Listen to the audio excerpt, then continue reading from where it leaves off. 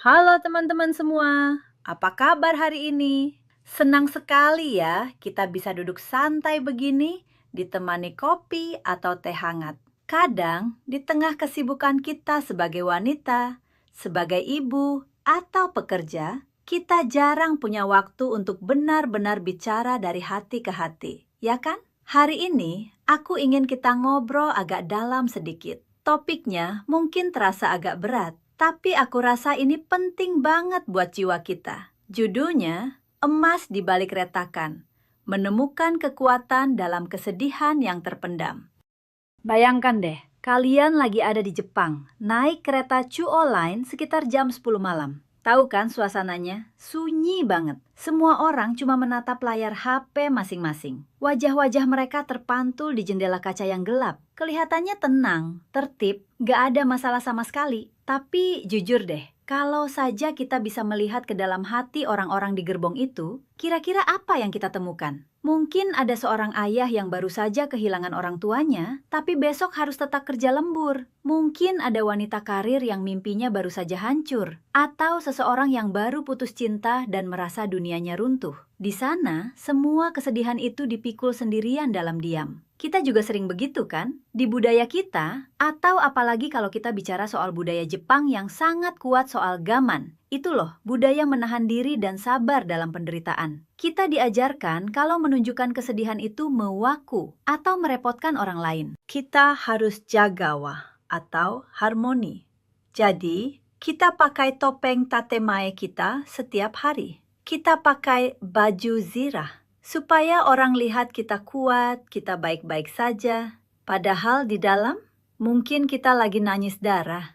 Nah, pertanyaannya begini. Bagaimana kalau hal-hal yang selama ini kita sembunyikan, air mata kita, kegagalan kita, justru jadi pintu masuk menuju hidup yang lebih diberkati? Gimana kalau kerentanan kita itu justru lebih bermakna daripada kesempurnaan yang kita pamerkan? Kita sering banget berpikir kalau berduka atau sedih itu tanda kelemahan. Aduh, aku nggak boleh nangis, nanti dikira nggak becus. Atau, aku harus tetap senyum demi anak-anak. Tapi tahu nggak, sebenarnya sedih atau berkabung itu justru bukti kalau kita pernah mencintai sesuatu dengan sangat dalam. Itu tanda kejujuran. Coba ingat-ingat di kantor atau di lingkungan sosial. Kita sering diminta buat senyum dong, supaya suasana tetap enak, meskipun hati kita lagi hancur. Ini yang aku sebut budaya penilaian performa. Kita merasa harus tampil sempurna supaya diterima. Tapi ada satu ajaran indah yang bilang gini, berbahagialah mereka yang berduka. Aneh ya kedengarannya, kok berduka malah disebut bahagia? Tapi ini bukan ajakan supaya kita jadi orang yang menyedihkan terus, bukan. Ini adalah undangan untuk menjadi nyata. Waktu kita berhenti pura-pura kalau semuanya daijobu alias baik-baik saja, disitulah kita sebenarnya membuka diri untuk dibantu. Berapa banyak sih energi yang habis cuma buat acting kalau kita oke hari ini? Capek kan? Menjadi jujur atau hone itu langkah awal buat nemuin kekuatan yang asli. Teman-teman tahu kan seni kintsugi dari Jepang? Itu loh seni memperbaiki keramik yang pecah pakai sambungan emas. Hasilnya keramik itu gak dibuang, malah bekas retakannya sengaja diperlihatkan dan diisi emas, sehingga jadi jauh lebih kuat dan lebih mahal harganya daripada saat dia masih utuh. Nah, kesedihan kita itu kayak retakan-retakan itu. Dunia mungkin bilang, kamu udah rusak, atau beli baru aja, yang lama udah nggak guna. Tapi janji Tuhan itu beda. Kesedihanmu nggak bikin kamu jadi barang rongsokan. Justru retakan itu yang bakal diisi dengan kasihnya. Bikin kamu jadi sebuah karya seni yang tangguh. Kita sering kagum sama konsep wabi-sabi, menghargai keindahan dalam ketidaksempurnaan. Tapi anehnya, kita jarang menerapkan itu ke jiwa kita sendiri. Kita pengennya jiwa kita mulus terus tanpa cacat.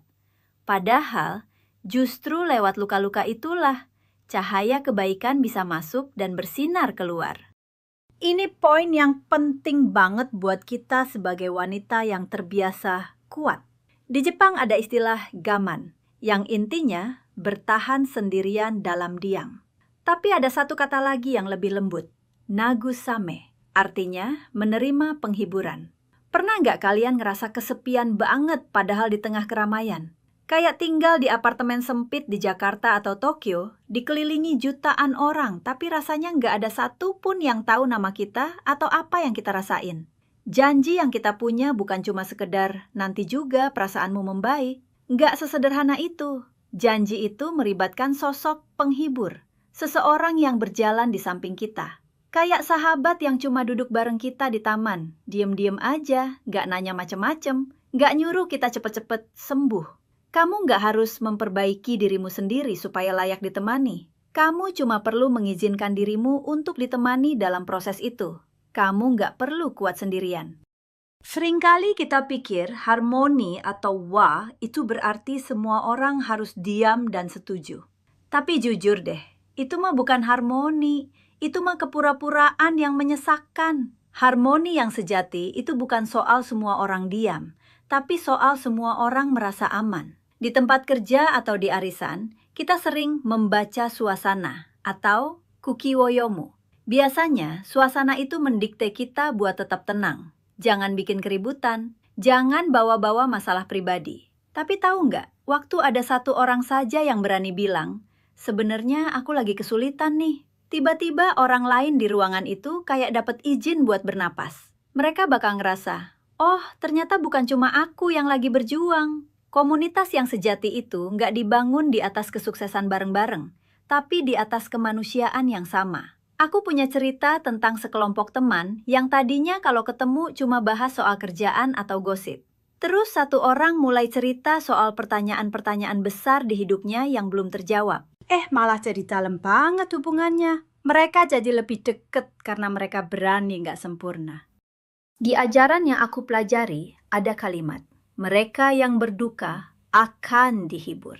Kata akan di sini bukan mungkin, tapi sebuah jaminan, pasti terjadi. Ibaratnya kayak musim semi yang datang setelah musim dingin yang panjang dan kelabu di Tohoku. Kamu nggak perlu maksa bunga sakura buat mekar kan? Bunga itu bakal mekar secara alami waktu matahari mulai hangat. Musim dinginmu saat ini, entah itu kesedihan, kegagalan, atau kekecewaan, bukanlah akhir dari ceritamu. Selalu ada pagi di dalam setiap masa berkabung. Tuhan itu nggak pernah ninggalin kita di tengah kegelapan selamanya. Ada masa di mana emas itu mulai mengisi retakanmu.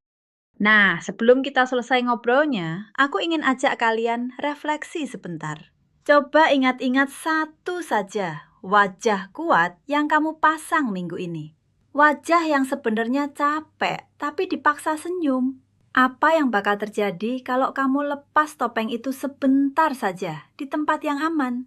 Minggu ini, coba deh cari satu orang yang kamu percaya banget. Atau kalau belum ada, cari tempat yang tenang di alam. Mungkin di taman atau sambil lihat langit. Akui satu hal saja yang bikin kamu sedih. Gak usah berusaha buat langsung diberesin. Cukup sebutkan, aku sedih karena hal ini. Ingat ya, kamu itu bukan beban. Kamu bukan gangguan cuma karena hatimu lagi luka. Kamu itu manusia. Dan kalau janji-janji kuno itu benar adanya, maka air matamu itulah tempat di mana emas itu mulai mengisi retakan hidupmu. Kamu berharga, sangat berharga, justru dengan segala retakan itu. Mungkin saat ini kamu merasa sudah di titik nadir, lelah dengan semua sandiwara kekuatan yang kamu tunjukkan pada dunia. Ketahuilah bahwa ada pribadi yang melihat setiap tetes air matamu dan sangat ingin mendekat, bukan untuk menghakimi, tapi untuk memulihkan. Dia mengenalmu lebih dari kamu mengenal dirimu sendiri, dan dia menawarkan pelukan yang tidak akan pernah melepaskanmu. Kamu tidak perlu punya semua jawaban atau menjadi sempurna untuk datang kepadanya. Kamu hanya perlu menjadi dirimu yang jujur dan apa adanya. Di saat hatimu hancur, disitulah kasihnya yang paling nyata bisa bekerja memperbaiki segalanya. I have nothing left. If you're near, hold me. Beberapa orang menganggap Tuhan seperti seorang teman yang bijaksana yang berjalan bersama mereka dalam kehidupan, membawa harapan seperti bunga sakura pertama di musim semi. Maukah Anda berbicara dengan Tuhan bersama saya hari ini, seperti berbicara dengan seorang teman? Tuhan Yesus, saya mengakui dosa-dosa saya dan mencari pengampunan-Mu. Saya berpaling dari dosa-dosa saya dan mengundang Engkau masuk ke dalam hati dan hidup saya. Saya ingin percaya dan mengikut Engkau sebagai Tuhan dan Juru Selamat saya. Tolonglah saya untuk memahami kasih dan anugerah-Mu. Saya membutuhkan bimbingan untuk benar-benar mengubah hati saya dan memperbaharui pikiran saya. Bimbinglah saya untuk menyelaraskan tindakan saya dengan kehendak dan tujuan-Mu dalam hidup saya. Dalam nama Yesus. Amin.